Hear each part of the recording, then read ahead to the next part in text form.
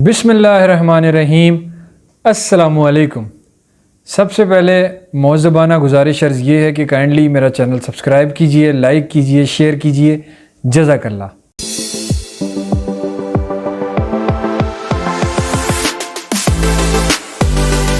रसूल अल्लाह सल्लल्लाहु अलैहि वसल्लम ने फरमाया, मेरे रब ने मुझे एक ये नेमत भी अता की है जो मुझसे पहले किसी को अता नहीं की।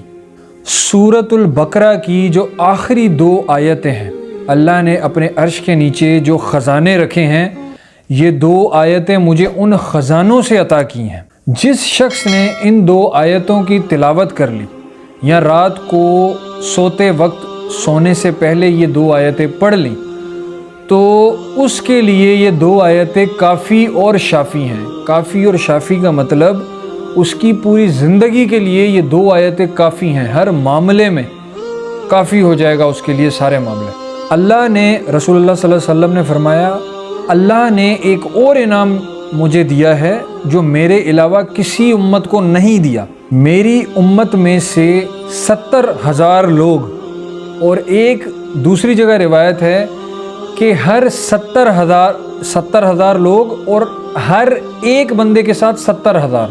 मतलब अगर आप 70,000 को 70,000 से मल्टीप्लाई करें तो ये कोई 14 अरब और 90 करोड़ लोग मेरी उम्मत में से बग़ैर किसी हिसाब के हाथों में हाथ डालकर चाँद की तरह उनके चेहरे चमक रहे होंगे, और एक दरवाज़े से ये वो लोग होंगे जो दाखिल किए जाएंगे जो बग़ैर किसी हिसाब के दाखिल किए जाएंगे। ये सिर्फ़ रसूल अल्लाह सल्लल्लाहु अलैहि वसल्लम की उम्मत के लिए ये इनाम भेजा है।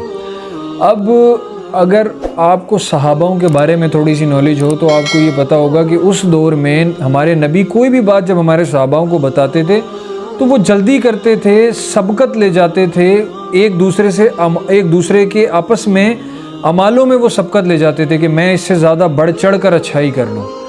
तो जब ये बात सहाबाओं ने सुनी तो एक सहाबा उठे और कहा कि या रसूल अल्लाह, मेरे लिए दुआ कीजिए कि मैं क़यामत वाले दिन बग़ैर हिसाब के जन्नत में दाखिल किया जाऊँ। तो रसूल अल्लाह सल्लल्लाहु अलैहि वसल्लम ने फरमाया, आपकी दुआ सुन ली गई, या आप बग़ैर हिसाब किताब के जन्नत में दाखिल हो जाओगे इंशाअल्लाह। साथ बैठे एक और सहाबी ने रसूलुल्लाह सल्लल्लाहु अलैहि वसल्लम से कहा कि या रसूलुल्लाह, मेरे लिए भी दुआ कीजिए। तो वहाँ पर रसूलुल्लाह सल्लल्लाहु अलैहि वसल्लम ने फरमाया कि उकाशा सबकत ले गया, अब जो ये अमल करेगा वो जन्नत में बग़ैर हिसाब किताब के दाखिल होगा। और अब ये 4 अमल ऐसे हैं, जो इंसान ये 4 अमल करेगा वो इंशाअल्लाह अल्लाह पर अगर उसका खालिस तवक्कल है और एक स्ट्रॉन्ग इरादा है तो यकीनन वो दाखिल होगा जन्नत में, अगर वो 4 अमल ये छोड़ दे।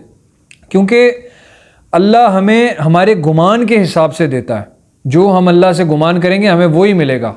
आप क्यों एक गाड़ी मांगते हैं, आप मांगे 100 गाड़ियाँ। आप क्यों 1 लाख रुपए मांगते हैं, मांगे करोड़ों रुपए। आप क्यों एक घर मांगते हैं, आप मांगे बहुत सारे घर। अल्लाह ताला आपको आपके गुमान के मुताबिक देगा। तो अब जो 4 चीज़ें हैं उनमें सबसे पहली चीज़, किसी जिन बाबे के पास, किसी काहन के पास जाकर झाड़ फूक तलब नहीं करता। दूसरा काम, ये फाल नहीं निकलवाता। फाल का पता है ना, जो फाल निकालते हैं, ये फाल नहीं निकालता। इलाज, तीसरी चीज़, इलाज तो बहुत सारे हैं लेकिन ये कहीं का इलाज नहीं करता।